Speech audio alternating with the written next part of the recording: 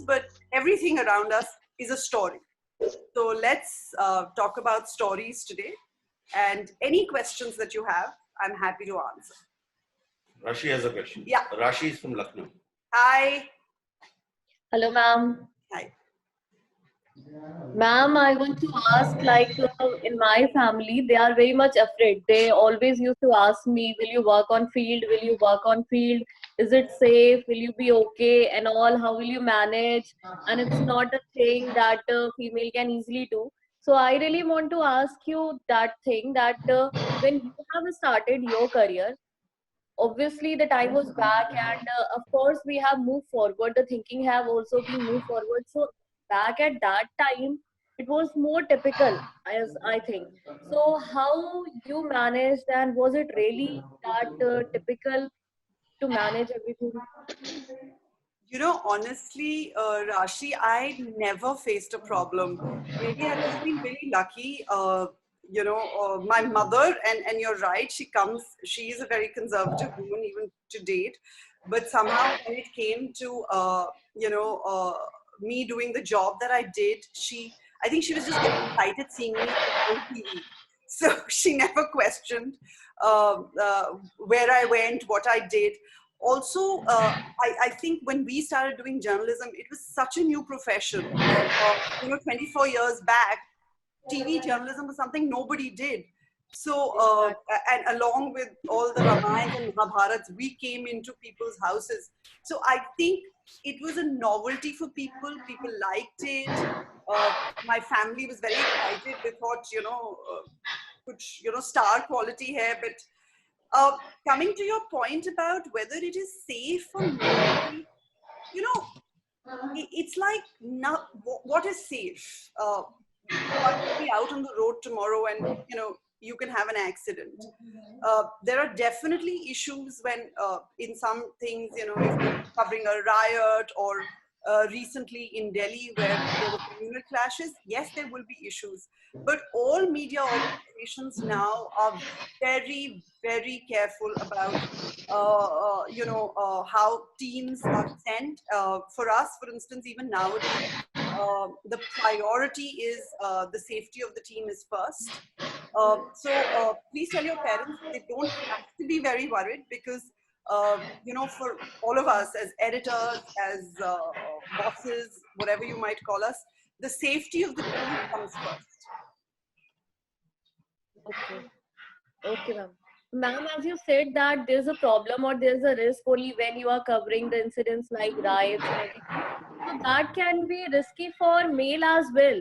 That is not risky for the female. So why I don't agree with the concept of my people, that my family, that they used to say that you're a girl, that is why it's more risky for you. I completely agree with you. I completely agree with you. I suppose your parents come from the point of concern, Rashi, that, being I suppose in that very way that, a boy, if he's out, what's going to happen? At the most, somebody may hit him or something like that. With a girl, there are other issues of being assaulted and all of that. So I suppose parents come from a point of concern. But trust me, we're very careful about where we send our teams, who we send, what's the composition of the team. Especially situations like this, reporters are never alone. There are always at least one or two people with them.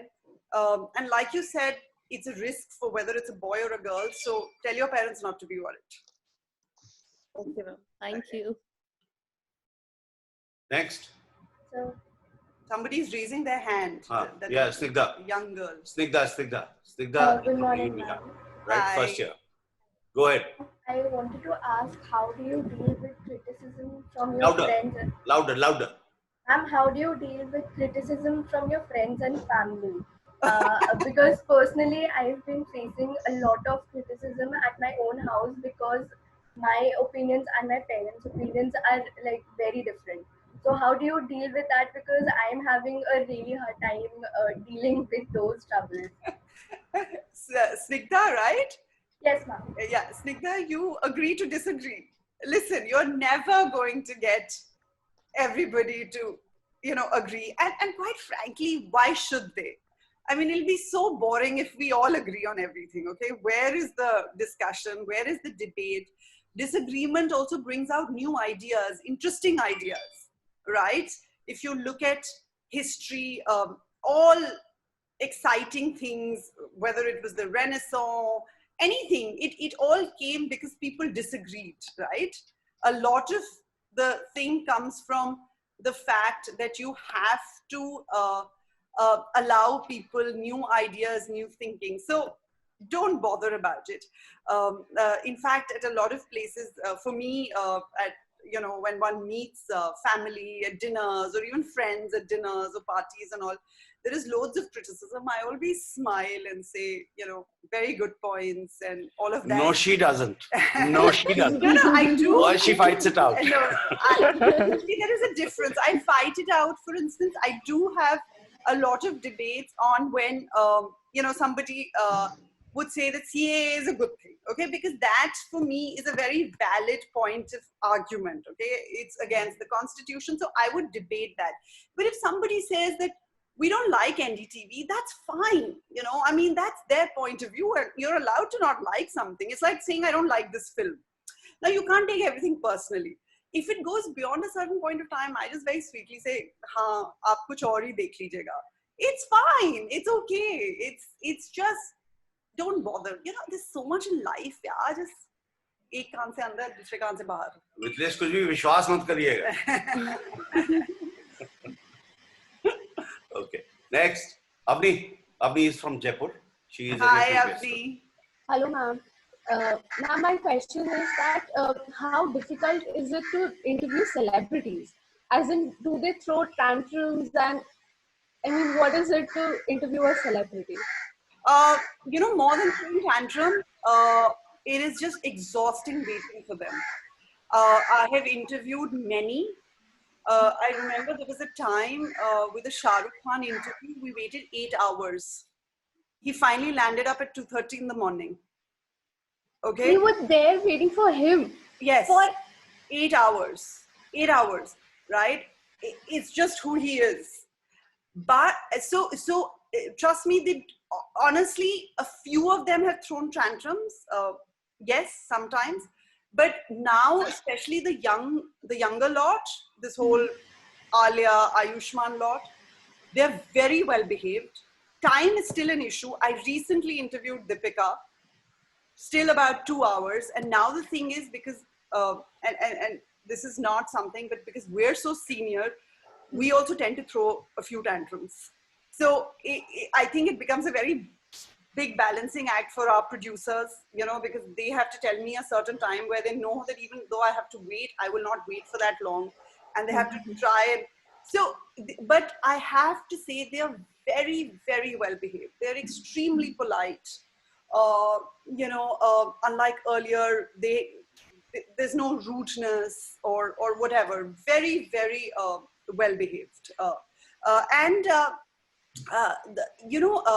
want to give you an example of, I worked a lot with Mr. Amitabh Bachchan for the telethons. And I have to tell you that it is so incredible to see this man. He's such an icon of the industry.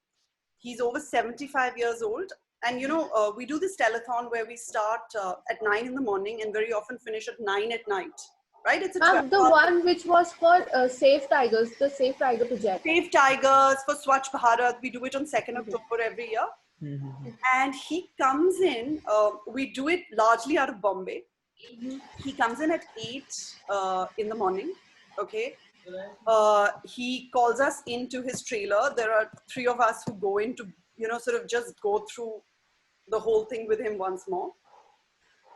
He comes out, he's slightly grumpy at that time, okay? And I don't blame him because I am as grumpy at 8 in the morning. He comes out at 8 in the morning, at about 8:15 after getting his makeup and all done in his trailer, after having a chat with us of how the day is going to be. He comes out, he does 3 takes. I have never seen him do more than 3 takes. 3 takes to the camera, just, practice takes. Thak, thak, thak, thak, thak. It's a monologue. We start with him speaking to camera, a monologue for about 2 minutes. And he's ready to go on the 4th take, okay? the only two people that speak to him in his ear are the director. Sometimes I speak to him during breaks. He is amazing. The discipline, and he just sits there throughout. Avni, he sits there for 11, 12 hours. All my other anchors take a break. He doesn't take a break. He only probably goes to the loo once or twice, has food that is got from home. And, very often we do the show on the banks of the Juhu beach. So you can imagine on 2nd October, a show in Bombay out in the open. By 2 o'clock, we are all dying because it's hot, and he's just getting better and better. He just, he keeps all our spirits up. And so once somebody asked him, they said, sir, so he said, "Arey, job hai, karna hai." And he is so good. Like, he peps up everyone. Like, it is amazing. I have never seen anything like it. Yeah, but he's not doing it for free. Yeah. No, but come on. I mean, it doesn't matter. That is business. One more thing I'll say, that having talked about Shah Rukh Khan, he'll come 8 hours late, but once he's there, he is a great sport. Yeah. So, he makes the show. He makes the show. He makes the show, but yeah, he will come very late. So, and one last thing about, by the way, not just stars. Let me tell you about stars, politicians, sports stars, any kind of celebrity. When they're doing well, as in they've had hit films, or, they have just become a minister, they'll all be arrogant, okay? They will all be arrogant. When they're not doing well, when they've had flops, or when they've lost elections, they'll all be your best friends. They'll be very polite. They'll take all your calls. They'll come to the studio. So it depends on which stage of their life is. But I suppose life is like that. Thank you, ma'am. Yeah, Kusum. Good morning, ma'am. Good morning. Ma'am, my question is not just related to journalism. It's generally about writing. Yeah, because, sure. Since you also have read many of your stories and blogs, ma'am, I personally write a lot, but there is some point of time where I'm just procrastinating to write. I have a lot of ideas on my mind, but I can't just, get it down on a piece of paper or on Word. It happens a lot of times with me that I can't write even if I want to. There are stories that I want to do. So I just want to know how do you keep up your inspiration to write? Because we are in a profession where writing is very important, even if we are working in broadcast or any field, I believe. I mean, that's what Sanjay sir has taught us. Never stop writing. No, Sanjay is right. And I just have to say that, you have to, Kusum, get a certain amount of discipline. I completely get procrastination. There are times like yesterday, I had to check one half an hour and some 5 stories. And I procrastinated all day. But finally at 4 o'clock, I sat down. But when I sat down, then for about 2 hours, in fact, Sanjay was trying to say something to me, and I was like, shut up and get out of my face. I have to do this. I think you have to get some amount of discipline. And it doesn't matter if you don't know what to write. Just write whatever is coming to your mind.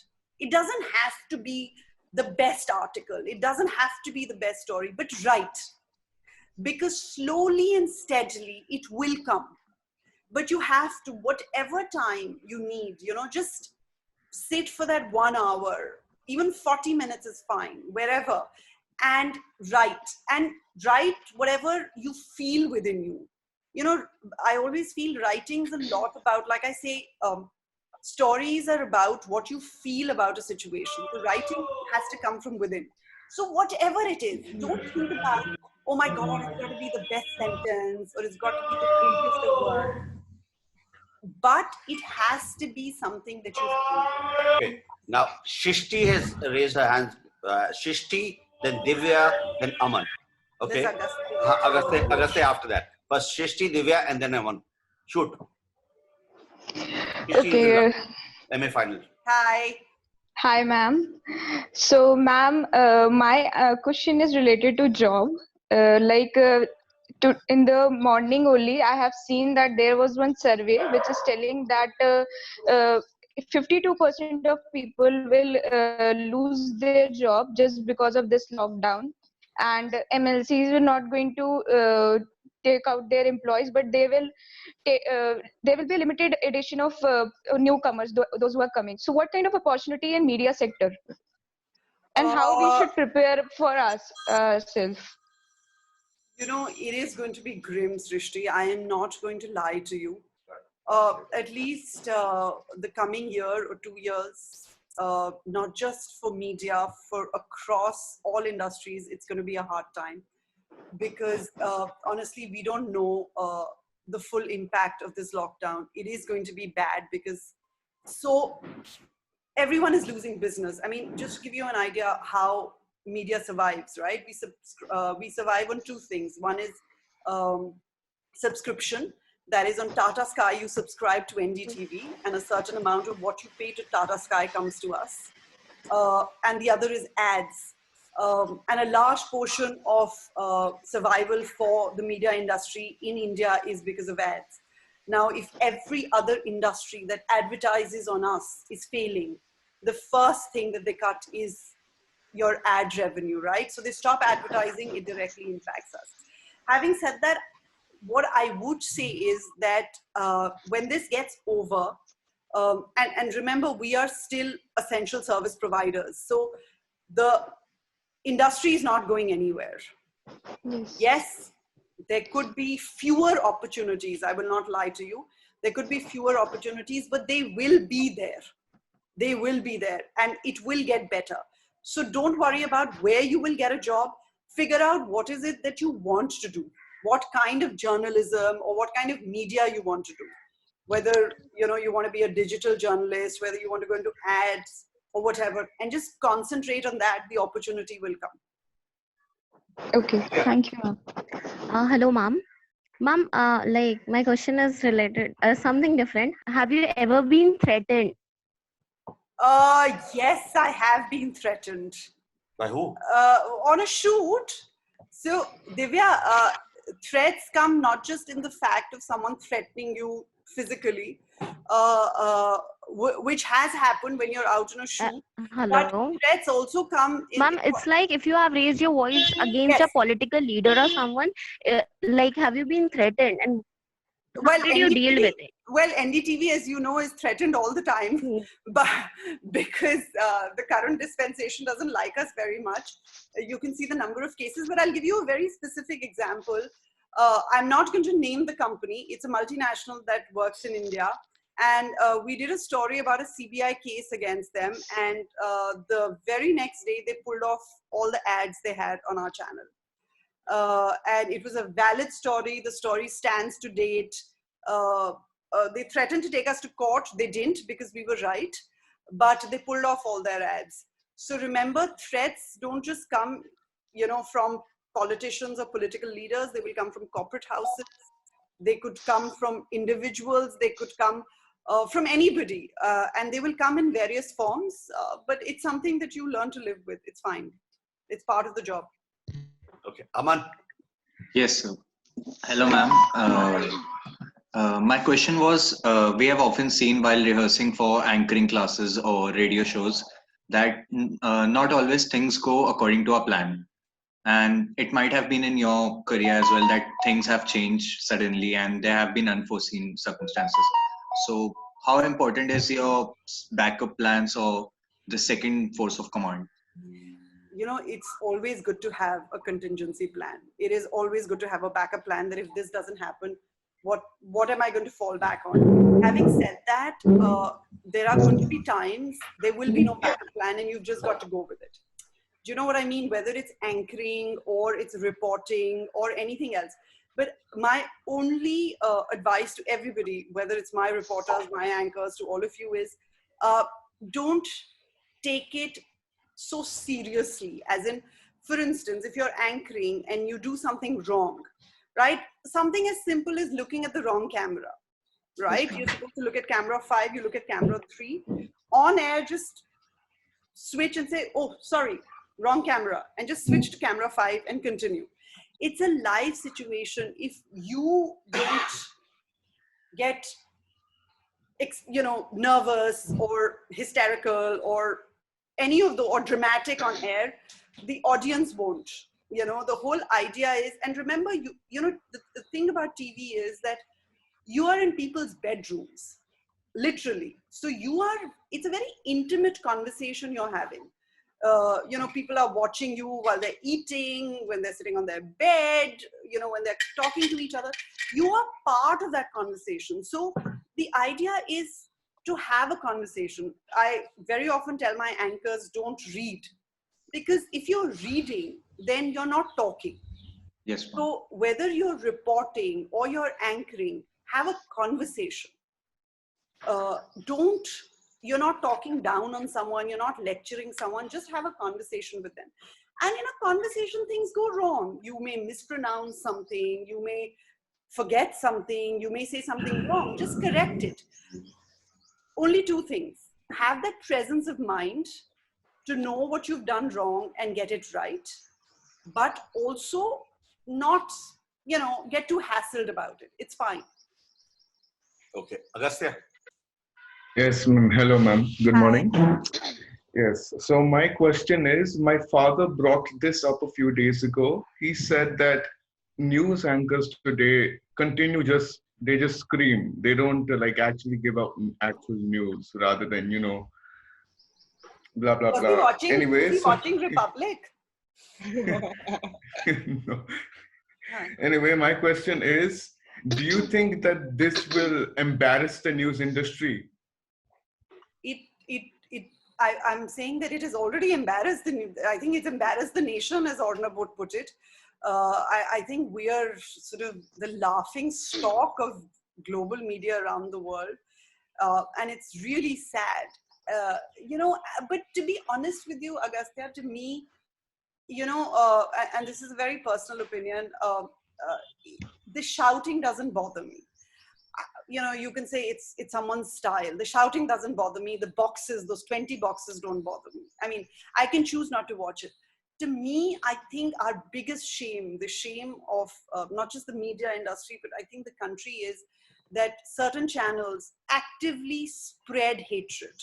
They actively spread communal hatred, and that's the problem. It's okay if you want to shout. I mean, people can choose not to watch you. Panelists can choose not to come to your show. It's okay if you want to have 30 people on at a time. That's okay. You just decide that's who you want to be. But when you start to follow a certain agenda actively on divisive lines, that is just wrong. That should be illegal, according to me. That is my biggest problem. So, well, and please tell your dad, I apologize on behalf of the entire industry, but the shouting anchors ain't going nowhere. Oh, okay. We are taking a question from Vaishnavi, which has come on chat. I'll read that. After that, Sayuk. Okay, Sayuk? Even I have a question. Okay. So after Sayuk, it would be Anvita. Wait a minute. Let me read Vaishnavi's question. During the time of coronavirus in India, there is a lot of news that is being circulated against Islam. People think that this particular religion is the one which is trying to spread coronavirus, and they are spitting on fruits, and videos are going viral. Some were proved fake, but that proof is not circulated that much in the news. A market in Madurai was also found to be crowded, violating social distancing rules.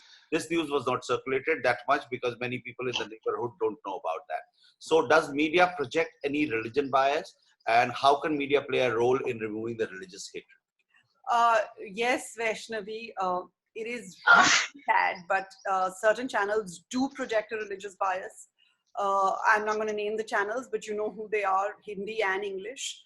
And I think it is a part of the media to definitely sort of talk about the fact that the disease is not about religion. It is about infection. It is about anyone can get it, anyone can spread it.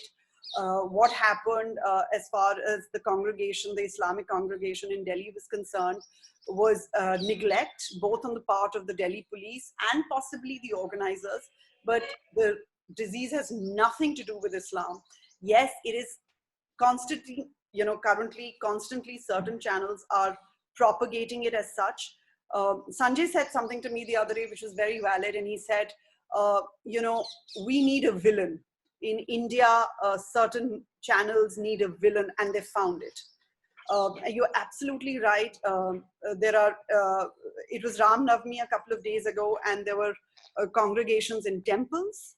Parliament was on, by the way, when this Islamic congregation was on. So, I mean, why was Parliament on? There were as many people there. So definitely across the board, there have been offenders or groups that have gotten together, but they have not got the kind of publicity that this has. And it is extremely sad. It shouldn't be done. And again, I can just speak for NDTV and for myself that we're actively trying to put it out there that this is not about religion. It's not about religious hate. This is a disease that all of us have to battle together. Sayuk. Ma'am, my question is what is your take on TRP influenced media these days? My take is, Sayuk, TRPs are very important as much as, they're also a bit warped because, it's a very complicated and technical thing. And I can spend hours speaking to you on it, and I won't do it right now. Separately, anytime I will take you through how BARC works. But TRPs are important very simply because advertisers depend on TRPs to decide how much they want to advertise on you. And, for instance, with us at NDTV, even though at times we have not so great TRPs and all of that, we've built a brand that people come to us anyway. But having said that, across the country, TRPs are important because any advertiser will look at your TRPs and decide how much they want to advertise and what rate they want to advertise on you. So for your business, it is important. Whether it should be TRP linked or not, if you have fair TRPs, I would say absolutely. But currently your TRPs are not fair. Are flawed. The flawed TRP system entirely is flawed. Yeah, also because, for a very simple thing, even if you don't go into the process of it, for a country of 1.3 billion people, you have some 200 boxes. What are 200 boxes going to tell you about anything? Yes, ma'am. So that is the problem. It is so, and BARC said they'll raise it to 30,000 boxes, which is still not done. Even 30,000 is not enough, but well, it was an improvement. So your sample size is so small. What is it telling you? And also remember that now BARC, for instance, will only measure television. Companies are not just television anymore, they're content providers. For instance, yes, NDTV is largely now viewed on because of NDTV.com. So the content is the same, but the platform on which you're viewing it has changed. Yes, which doesn't mean that people are not watching you. They just may be watching you on their phone, on their laptop. Exactly. So I think the whole process has to change. But again, we're India and we take a lot of time to change things. So, Anvita. Hello, ma'am. Hi. So I had a question. I was reading yesterday that in Assam, the Islamic sect people have been into hiding. So they're not coming in front for the medical screening and everything. So now the Assam government has said that if you don't come out, we'll be charging you with the homicide charges. So do you think these charges are right? Should there be any other charges to charge them with? I mean, obviously it's wrong that they're not coming for medical screening, but such charges, don't you think it's weird? I mean, it is wrong, Anvita, but let me play the devil's advocate here. I think, and here I'm going to side with the government. Maybe it's not. I think a lot of governments will hopefully, I'm not saying possibly, will hopefully not go through with the charges. But I think currently the need of the hour is that you have to test people, especially people that you think have been exposed. So I think governments are going to try everything and anything. Because if you look at what's happening around the world, whether it's Italy or Spain or New York, look at the number of people that are dying. And these are countries that have populations that are equivalent to possibly the population of just Uttar Pradesh alone. Think of the number of people who will die in India and the number of people who can get exposed. So yes, it's too harsh to charge, but I think it's being done to get people out to actively test them. I don't think the central government or state governments will follow through. I think they'll have a lot of other things to deal with. So yes, they're harsh, but I think for now they just need to get people out and test them. So Thank you. Next, yeah. Mithilesh has. Wait, Mithilesh No, hasn't no. asked a question. Yes, No. I don't want to ask questions. I had a lot of queries, but I think each and everything has been answered. One thing is how difficult it is for the young journalist to remain unbiased during this period. you know, Mithilesh, somewhere I think we're all biased. Yeah. Okay. But to some extent, yeah. Yeah, to some extent, we all bring a certain bias, which is fine also. But I think you have to actively, and I encourage all my young reporters to actively question themselves. So for instance, and I'll tell you that in our newsroom once, an editor came to me and said, you know, boss, I don't want this person on my team. I just feel he's very right-wing. And I said, this person will stay on your team for the next 1 year now, because you have to learn to listen to him. Because he may be coming from a certain point of view that you should learn to listen to. You may not accept it. You may disagree with it, but you have to hash it out. Because I don't think that anybody is completely wrong or anybody is completely right. I think you have to debate and discuss and somewhere come up with the best solution. So I think everybody is biased, but I think journalists, especially young journalists, I think even old journalists, should constantly question themselves. You know, the minute you think that you know it all is the day that you'll start failing. Hello, ma'am. Hi. What challenges have you faced in the last 5 to 6 years, considering the transparency in the media sector has declined? Have you faced challenges in covering stories and stuff like that? Yes, for us, I think the last 5 to 6 years have been very challenging because, you know, the government doesn't like us. It's an open fact. So access is very difficult. We don't get access to government. They don't speak to us. So very often we have to sort of figure out how to get that point of view across. We don't get invited to any for instance, recently the Prime Minister had a meeting with all top editors, print, media, digital, everything. We weren't invited to anything. So yes, covering government is extremely difficult and has been very challenging. Getting access to ministers and government spokespersons has been extremely challenging. And for a news organization, that's very difficult. I wish, you know, Prime Minister Modi was more like Mr. Trump, where he, you know, openly abused us so we could openly take him on. But he doesn't do that. He just, you know, they just decide not to speak. So it has been very difficult, but we're plowing through. Okay, I want Muskan, Kirti, one sec, Abni. Muskan and Kirti to think of questions, please. Also, Khushbu, Vignesh, Akansha, think of questions. Okay, Yeah, Akansha has a I question. have. Muskan, wait a minute, we are coming to you. Akansha has a question. Okay, Akansha, go ahead. Hello, ma'am. Ma'am, I have a question that is there any gender discrimination in mainstream media, or what is gender in mainstream media? Yeah, there is. It's completely in favor of the women. You know, it's a very interesting question. Akansha, what is gender anywhere? I think across the world, and it's a very serious question, it's an interesting question. I think there is still a gender bias towards men across fields. Okay, let's not be, but I think it's part of a legacy that we've all grown up in, wherein somehow, whether it's the fact that men feel comfortable having just men around them, whether they just feel that men are better suited to certain jobs.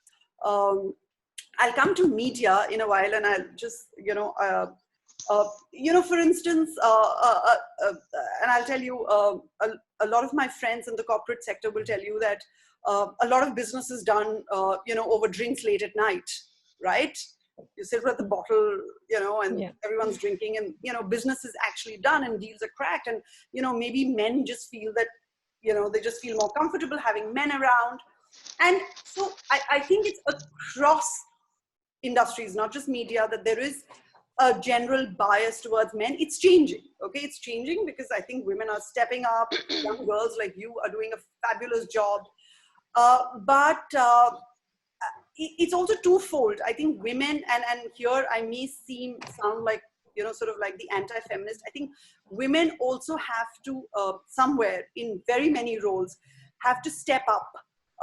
For instance, and I'm not saying families are not important and, kids are not important and, all of that. But I think you also have to realize that you have to balance it out. For instance, if you're putting in, a certain number of hours at work, and your male colleague is putting up, let's say, 4 more hours, it's an automatic thing that your boss is going to think that, oh, let me give it to him, unless, you're super bright and you're finishing your stuff in a certain number of. So I think women have to figure out how to balance that. More than women, their families have to figure out at the back end how much they have to support the women. I mean, whether it's your mothers and fathers, whether it's your husbands or brothers or whosoever, that it can't be that the woman now does the cooking, the cleaning and everything, and then she does, all the work at office. It's just physically not possible.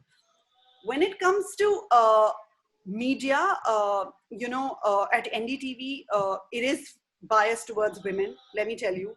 I wasn't wrong. We've always been a very women boss heavy organization. We've had a fantastic group of men working with us. We've always been encouraged. My bosses, Pranoy and Radhika, have just always encouraged women to the hilt. So, I've had that advantage. But let me tell you that in other media channels, it's not such, especially in, I think, Hindi media. There is a certain bias towards men. Yes, Kalipuri is now heading India Today and the Ajtak group. So, things are changing, but I think it will take time. Hi, ma'am. Hi. Ma'am, as there were many other options like print journalism, radio, so why did you choose TV? TV? Yes. It was really an accident for me, Muskan. Honestly, I didn't know what I was getting into. No, honestly, I had a friend working for Newstrack. I graduated and I didn't know what I wanted to do. I had a friend who used to work for Newstrack, which was, you kids weren't even born, but there were these VHS tapes in something called a VCR. Okay, all of you don't know what that is. So it used to be a tape that you put into a VCR, a video cassette recorder, and it would play. And this was India's first video news magazine. So we would produce a 1-hour show once a week. Okay, once a week, it was a 1-hour show we would produce. When it began, it was once a month. When it began, it was once a month. Okay, because, oh my God, it was really, we had those old typewriters we would type on. So she just said, why don't you come and work with us? And I just went along saying, fun, because I liked her and Masti and everything. And then my friends from college, honestly, honest to God, this is the truth. I was completely aimless. I didn't know what I wanted to do. They said that you will, they put together my portfolio for the MassCommunication Research Center at Jamia. And they said, just go do the interview and the test and, it'll be fabulous and everything. And I just, because I was so sick of them being after my life, I gave it. And I got through and then it was it. So we didn't know there was going to be television journalism when we started. I did a course in media where I did everything. By the way, I loved radio. I still love radio. Sanjay thinks I'm a terrible photographer, but I did photography. I did a lot of camera. So I love all of that. And I didn't know I was going to get into this. It just happened, so there was, honestly, there's no active thought that went into it. With me, it just happened. Yes, Kirti, I'm just a very good photographer. Yeah. I don't need to, yes. That Manika also agrees to. Thank you, ma'am. Okay. Aman, we'll come back to you if a person is there who hasn't asked a question. Kirti, you have a question? Sir, me. Yes, Kirti. Wait a minute. Kirti, okay, Khushbu, after Kirti, you. Okay, sir. Kirti, go ahead. Ma'am, hi, ma'am. Hi. Ma'am, have you ever felt biasness or favoritism towards political journalism ever in your career? Because you're a lifestyle journalist and political journalists are given priority. Have you ever felt? Yes, you're right. I don't think they're given priority, but I think there is so much politics in this country. You know, honestly, I like politics. I enjoy it. I love especially the historical context of everything. But, you know, Sanjay was doing so much political journalism that somehow I never really got into it. I enjoyed it. I've done it. But I didn't. I did a lot of what is called human interest stories, but newsy. So I did a lot of stuff. You know, the Narmada Bachao Andolan. I did a lot of you know, covering natural disasters, the earthquakes, and all of that. But no, I didn't really. You know, in fact, it's very strange. Is after I became an editor, I've been doing a lot more politics than I did when I was a reporter. So yeah, no, not really. But you know, if you enjoy politics, it's great. It's great, but you need to enjoy it. And remember, well, all journalism is tough because it depends on how much access you have. But political journalism is great fun. Khushbu. Hello, ma'am. Hi. So, ma'am, Sanjay sir always taught us that we, like as a journalist, we are supposed to ask questions and ask the government who is in power. But nowadays, we we see that media are not questioning the government. So why is this happening? Well, because a certain section of the media only has a bias, has an agenda, wants to only support the government no matter what they do.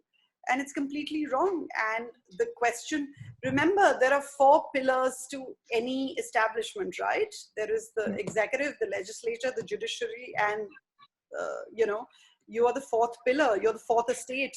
Your job is to question the government because we work for the people. We don't work for the government. We work for the people who the government is governing. So you have to question the government on everything. And that's just the way it should be, because if you're not questioning the government, you know, you're just absolutely failing. And, you know, I just want to say something, which I tell everybody. I don't just tell my reporters, but I tell everybody. And remember this in life, the government is like a service provider. You know, we have this whole concept in our hearts because we just always get in awe of a minister, and you know, we're like, you know, this whole feeling, my God, why? They're government servants. The government is like a service provider. If tomorrow the Airtel guy comes, you know, you're not going to serve him. You'll say, "Mera internet connection theek kar." You know, that's the thing, and that's the tone you should have. These are people who are there working for you, and they should be accountable and answerable to you. So if you don't have roads, you don't have electricity, but I think a lot of responsibility is also not just in all of us or journalists, it's on people of this country. We just don't question enough. We're forever in awe. It's this very my-baap culture. You know, mera MLA, mera MP, you know, my God, mera kaam karwa dega. It shouldn't be that. They should do your work. And if they don't, they should be out. So as journalists, your foremost duty is to question the government. Question everybody, actually. Why just the government? Question the corporates. Question the film stars. Question whosoever is a public figure. They need to be questioned. But I think as people too, we need to question. We'll come to all of you. Sanskar, yes, go ahead. Ma'am, my question is, what steps are NDTV taking to stop the spread of infodemic? as we know that fake news at large and people are sort of believing in fake news. So what step is media taking to stop that spread? Again, I don't know what steps media is taking as such. You do know that there are these, websites like Alt News and Boom, who actually actively fact check news that is put out.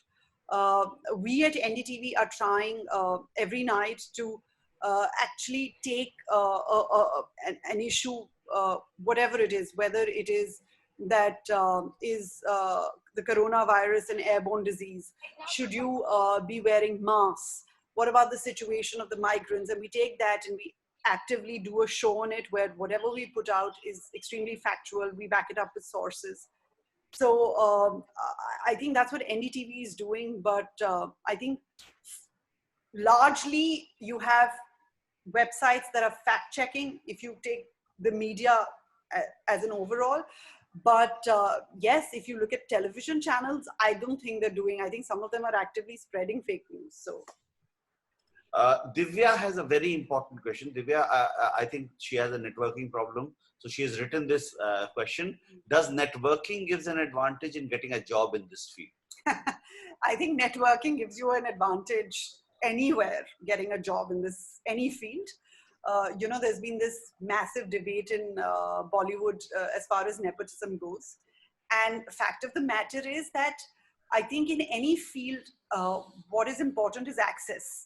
So it's not that you will get the job or in Bollywood, you will become a success or here you'll become a great reporter or a great anchor. But I think if you have access, it just makes it easier. Hello, ma'am. Hi. Ma'am, my question is that now the lockdown is getting over. In after 8 days, lockdown will be it will get over. What do you think? This lockdown will again it will continue, or it will just stop it till here only? Because the condition now due to coronavirus, the deaths are increasing. This is. I mean, it's increasing all over the country, and it's it's a bit dangerous. So what do you think is what PM will do? He will increase this lockdown, or he will end it till here? I don't think except the PM, anyone knows what the PM will do, Ankita, but I think the lockdown is going to continue. I don't think it is going to stop. I think they may have they'll have a little period where there'll be staggered relaxation. I don't know what the staggered relaxation will be. Maybe they'll allow certain flights because there are still people stranded, so on a case-by-case basis, they may allow flights. They may allow some trains or buses interstate. I don't think they're going to end the lockdown, which quite frankly, I think will be the sensible thing to do. Singapore has gone down into a lockdown for a month. Such a small country and still they've locked down. I think we should stay locked down. I know it's terrible and it's exhausting mentally, physically, emotionally. But if we've got to contain this, we have to stay locked down because there is honestly no other way out of it. We are just too many. The density of population in our country is just far too much for us to sort of believe that even with staggered relaxation, if people are out, they will maintain a social distance. They won't. I mean, look at our slums, look at places like Dharavi and all. People are so densely packed that if the lockdown ends, this disease will spread. So yes, there could be a small period of 3 or 4 days where there could be staggered relaxations for things that are absolutely important. For instance, in tier 2 cities, people have to go to, some people don't charge their phones online. They go to shops. So maybe something like that for businesses to make payrolls, to pay salaries, stuff like that. But your college isn't opening anytime soon. Sorry, but none of this. Educational institutes are going to remain shut. I think offices, work from home is a new reality. We all have to continue doing it for some time. Public transport will not open. I have a feeling trains and buses will not open. Goods transport would be done. so that people have enough things to, cater to their needs. Okay, next question. Okay, Vignesh hasn't asked. Vignesh, come on, go ahead. I wanted to ask that in the upcoming days, can web journalism overpower the broadcast journalism? Web journalism overpower broadcast journalism? I think it already has, Vignesh, no? I mean, most of you, I bet, get your news off your mobiles, right? I think it already has. But you know what's very interesting, Vignesh, is that whether you say it's because of age, but policymakers still look at TV, to see what debates are on. Yes, they get very influenced by social media, things like Twitter and all of that. But a lot of, people who are making the decisions, whether it's your ministers or XYZ, they still come to prominent news channels to see what the take on things is, what's the thing. But I think web journalism has overtaken broadcast journalism.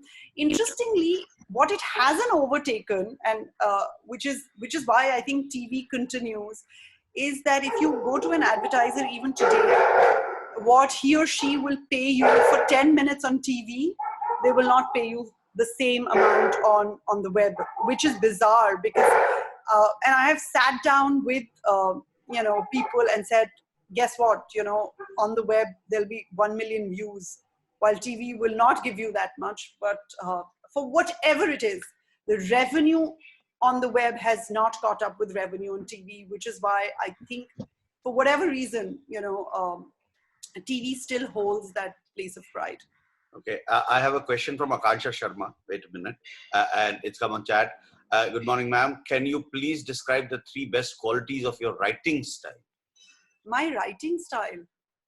I don't know if I have a style, but I write very informally. I tell a story. Very often I tell stories that my kids are very embarrassed by, and they're constantly. Again, I don't know about my writing style, but I would ask you all that when you write, I said this to someone, write from your heart, but for everything that you report on or you see, have empathy.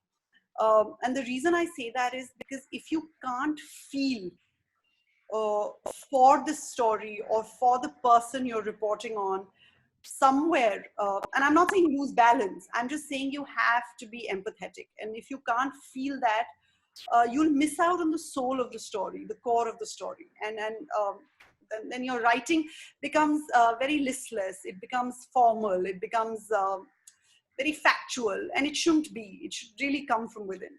I want to say, Akansha, that your platform decides how you write. So when you're writing for broadcast, you're writing on visual, so it's different. When you're writing for digital, it's different. You're writing for print, it's different, right? So your platform will decide, but yes, it's important that you have a style so that people start identifying you by your style. That's it. Yeah. Okay. So one last 2 questions. Okay. Okay, Arush, go ahead. Yeah. Ma'am, having such a big following, such a big fan following, do celebrities have a duty to have their say on certain things the government does? It doesn't matter if it's for or it's against. Like, as a matter of fact, we know what happened with Deepika Padukone when she came up to support Aishi Ghosh, and not really support, just to be with her at that time. And at the same time, Akshay Kumar taking a non-political interview of PM Modi.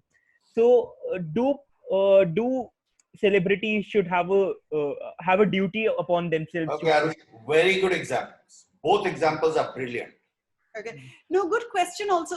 I actually don't think celebrities have a duty, and I don't think they should. It's a very alternative point of view, because I know a lot of people think that if you're in public life, you must. But honestly, why should an actor or a sports person comment on everything? They didn't become actors or sports people or business people, for that matter, to comment. They came there to do a certain job. They're doing it. If they decide to do it, that's their choice as well. But I don't think there has to be this forced responsibility, and I don't think there should be. If someone wants to maintain a life where they want to not comment on things, it's fine. I mean, very often when we're at places where, you know, a discussion is going on, not all of us jump into that conversation. We choose to be quiet. We choose not to. And, you know, quite frankly, why should everyone have an opinion on everything?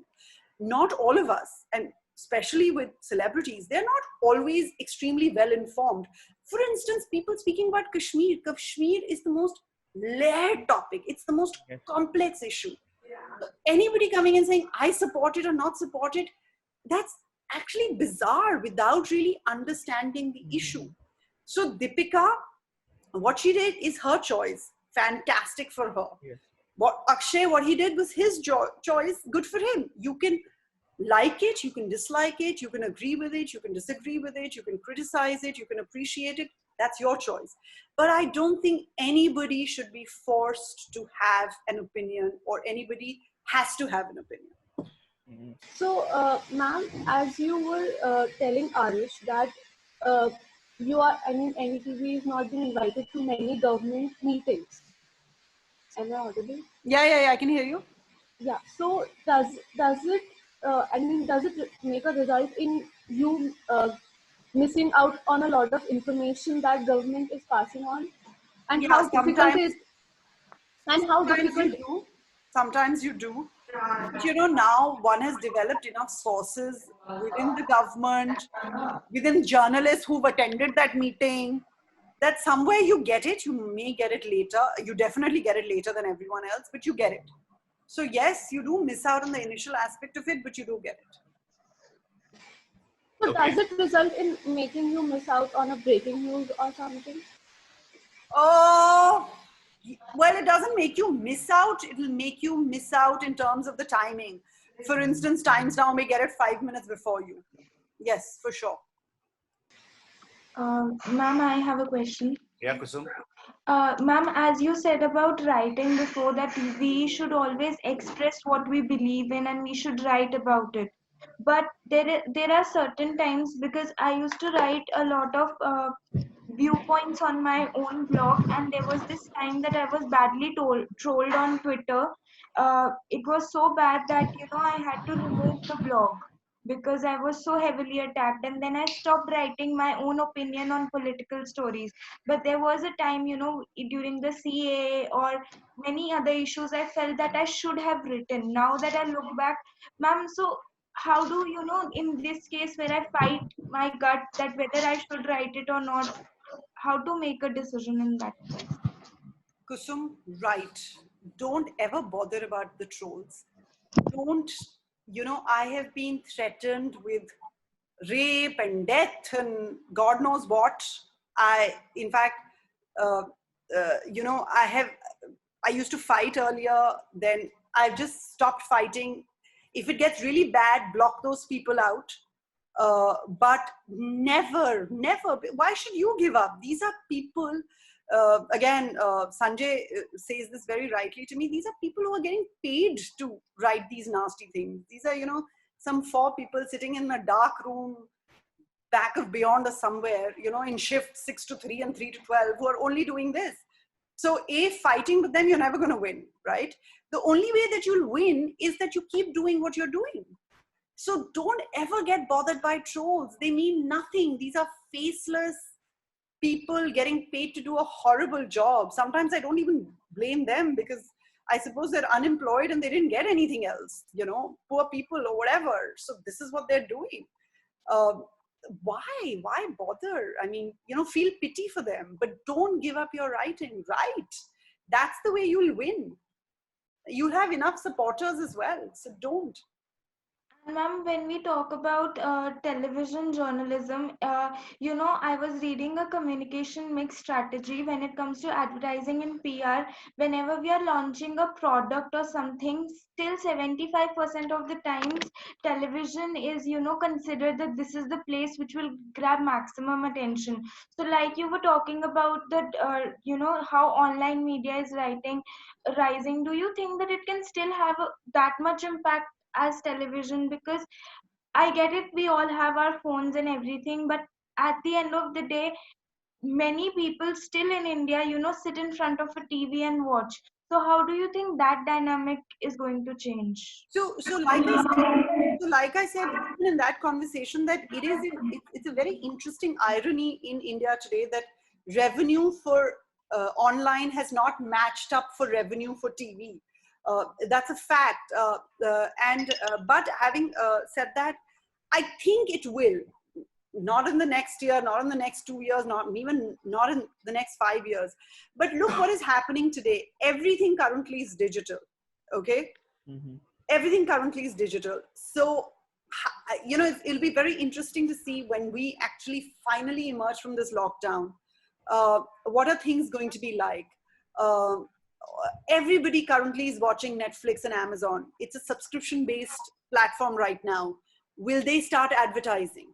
Right? So it's going to be very interesting to see what strategies come out of this lockdown, because I think this is not just a test case for human beings, on how we behave and how we look after our environment, but a test case for businesses everywhere and what strategy will be, and what's going to come out of it. But just to get back to your thing about why 70% of advertising is still on television, 70% of advertising is on television. It's not on news television. It is on GECs, that's general entertainment channels. It's on sports channels, because you still can't match up to an India T20 match, right? It's going to get huge number of eyeballs.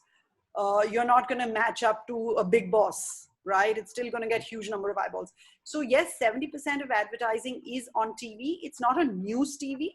We get a very small percentage of it, but yes, because TV is still, let's say in tier 2 cities of India or even villages in India, they still haven't gone on to your digital platforms, right? Their TV is still a family thing. So, the entire family will sit at a certain time and watch. Like nowadays, I'm sure a lot of families are watching Ramayan, which is being rerun again, right? So it is that. But I think the future, I still think, is the web. Okay, I will take a question. Srishti, will come back to you. I'll take a question. Priya is not here. Priya from third year, but she had sent me a question. How would you handle a hostile or uncooperative interview? Politely, with humor, and firmly. I think you can never get hassled about someone being rude to you on air. You have to be firm. You have to be polite. You have to be armed with facts, most importantly, which is why preparation is very important. Because if someone is saying something to you, you can't just react by saying you're wrong. You have to sort of contradict them with the actual fact and source the fact. So if someone is saying, you know what, X number of people died because of whatever, you have to say, no, it didn't. These people, it was actually this number, and this was released by the state government or the local police or whatever, and source it. And you have to have a sense of humor. I think in life, you need to, have a sense of humor and not take yourself so seriously. Because again, like I said, on air, getting hassled, getting angry, getting hysterical leads to nothing. You become the drama, the story, and that should never be the case anyway. So, Srishti, last question, please. Yes, yeah. Ma'am, my question is that as you have said that many news channels are spreading hatreds. So yesterday I have seen one tweet from Z News from Uttar Pradesh and Uttarakhand. So they have said that the doctors team went to Tablighi Jamaat people, and they have done stone pelting on them.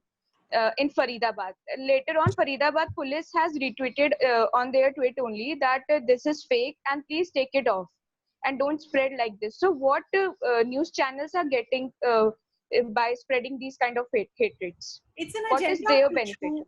It's an No, not agenda. this is Shishti. Oh, sorry. This is Shishti. Srishi, sorry. It's an agenda. It's an agenda. They have decided that Muslims or Islam will be the villain in everything, right? So they are perpetually following an agenda. Sometimes it works because it is, pro the government, because the government is a certain right-wing Hindu government. It works for them because a certain number of people in this country, actually many, believe that, and they retain their following. It's almost like a political party, right? A certain political party will cater to a certain group of people because that group of people will vote for them. Now, these television channels have become like those political parties that only cater for that audience that watches them. So no matter what the news will be, they will give it that slant. There is no why in it. They're doing it for an agenda. They're doing it to retain their viewing audience. They're also supposedly, doing it because the government will still stay happy with them and their revenues will continue to be on the up. So. Okay, so Manika has to go to office, so let's thank her. Thank you so much. Thank you, ma'am. Thank you, ma'am. Stay safe, stay healthy. Yes, ma'am, you too. You too, ma'am. Thank you so much. Bye. Thank you. Bye.